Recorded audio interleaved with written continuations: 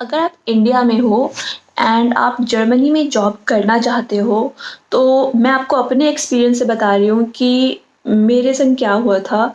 तो मैंने इंडिया से अप्लाई करना शुरू किया। एक सिंपल प्रोसेस आप रखो, इंडीड.कॉम या फिर लिंक्डइन, ठीक है? प्रोसेस यही होता है। तो मैंने इंडिया में भी प्राइवेट जॉब्स की हैं। तो मैं काफ़ी जॉब्स के लिए अप्लाई करती थी। जो लोग आपको बोलते हैं कि नहीं, आपको एक ही जॉब के लिए अप्लाई करना चाहिए, ठीक से अप्लाई करना चाहिए, क्वालिफ़िकेशंस मैच हो रही हो तो अप्लाई करना चाहिए। नहीं, नहीं। क्वालिफ़िकेशंस मैच नहीं हो रही हैं तब भी अप्लाई करो। At least you will get a hang of the process. अगर आप इंटरव्यू राउंड तक पहुँच गए हो तो आपको इंटरव्यू का एक्सपीरियंस भी होगा। अच्छा, दिस इज़ वन पार्ट कि आपके पास क्वालिफ़िकेशन है या नहीं, अप्लाई। क्योंकि आप अप्लाई करोगे तो आपको ये पता चलेगा कि इन डिमांड क्वालिफ़िकेशंस क्या हैं और उसके बेसिस पे आप फिर खुद को फर्दर ट्रेन कर सकते हो, जो मैंने भी किया था। पर उसके लिए ज़रूरी होता है कि आप कहीं से शुरू करो, और वो जो कहीं से शुरू करने का प्रोसेस होता है, वही ये होता है कि आप जिन जॉब्स के लिए क्वालिफ़ाई नहीं भी कर रहे, आप उनके लिए भी अप्लाई करो and then you will get a push, okay? और जिनको ये लगता है कि हम ऐसा नहीं कर सकते तो मत करो, ज़बरदस्ती तो वैसे भी नहीं है। अच्छा, दूसरी चीज़ कि जब आपने प्रोसेस शुरू किया है, तो आपको अपनी सीवी ठीक बनानी होगी। अभी एक बहुत ही अच्छा प्रोसेस चल रहा है चैट जीपीटी से सीवी बनाने का, आप भी वो यूज़ कर सकते हो। और स्टैंडर्ड फॉर्मेट्स जो सीवी के हैं वो ऑनलाइन आपको गूगल पे भी मिल जाते हैं, ठीक है? सीवी अच्छी बनाओ, थोड़ा डिटेल्ड बनाओ, और अपनी जो मार्केट में जो इन डिमांड क्वालिफ़िकेशंस हैं और वो आपके पास भी हैं, तो उनसे रिलेटेड अगर आपके पास छोटे-मोटे एक्सपीरियंस भी हैं, तो वो भी ऐड कर दो।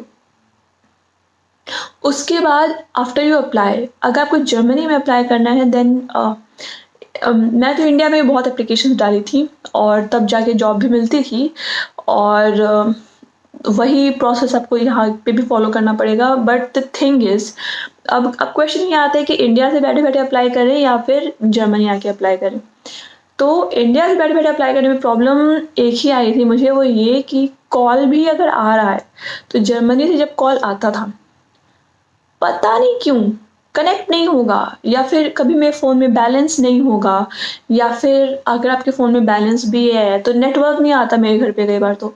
तो मतलब मेरे को अपना फ़ोन ना, वो जो छत के पास जो सीढ़ियाँ हैं वहाँ पे रखना पड़ता था।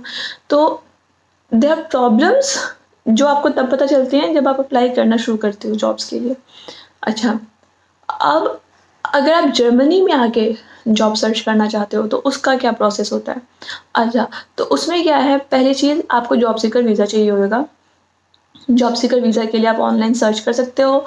बेसिक सर्च करना है आपको, वीज़ा ऑफ़िस में आपको आपका अपॉइंटमेंट होगा, उसके बाद आपको शायद 6 महीने का वीज़ा मिलेगा। उसके लिए आपको एक ब्लॉक अकाउंट चाहिए होगा। ब्लॉक अकाउंट मतलब आपके अकाउंट में कुछ पैसे होने चाहिए पहले से, ताकि आप जर्मनी में सर्वाइव कर सको।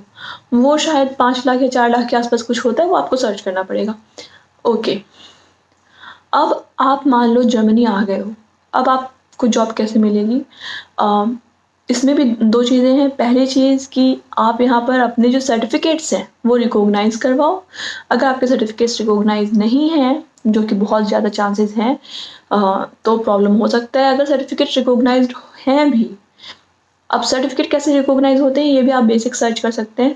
यहाँ पे ऑफ़िसेज़ होते हैं, पहले तो आप यहाँ आ जाओ, यहाँ पे ऑफ़िसेज़ होते ही हैं, और गवर्नमेंट ऑफ़िसेज़ होते हैं जो आपका मैच करते हैं कि आपकी जो इंडियन क्वालिफ़िकेशन है वो जर्मन क्वालिफ़िकेशन के बराबर है या नहीं।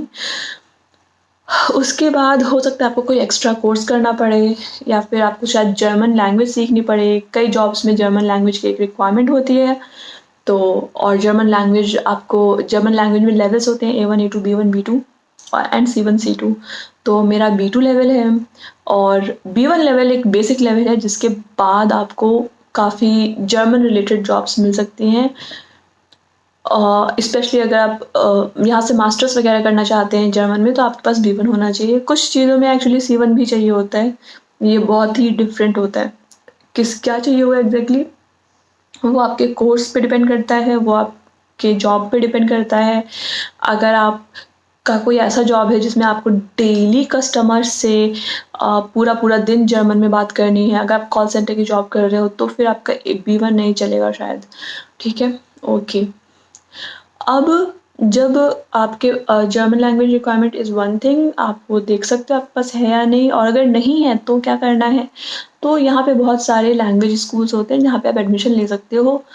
आप ऑनलाइन क्लासेस भी ले सकते हो, आप इंडिया से भी क्लासेस ले सकते हो। एंड मैंने खुद बहुत बच्चों को जर्मन पढ़ाई है ऑनलाइन। तो और ऑफलाइन मैंने एक इंस्टीट्यूट में पढ़ाया है, वो भी इंडिया में, मोहाली में। तो द थिंग इज़ कि ये आपको पहले से पता होना चाहिए कि आपको लैंग्वेज चाहिए या नहीं, क्योंकि कई बारी लैंग्वेज रिक्वायरमेंट नहीं होती और आपको जॉब मिल जाती है। बट इन दैट केस आपको इंग्लिश का एक एग्ज़ाम होता है, वो देना होगा, IELTS, जो IDP कंडक्ट करती है।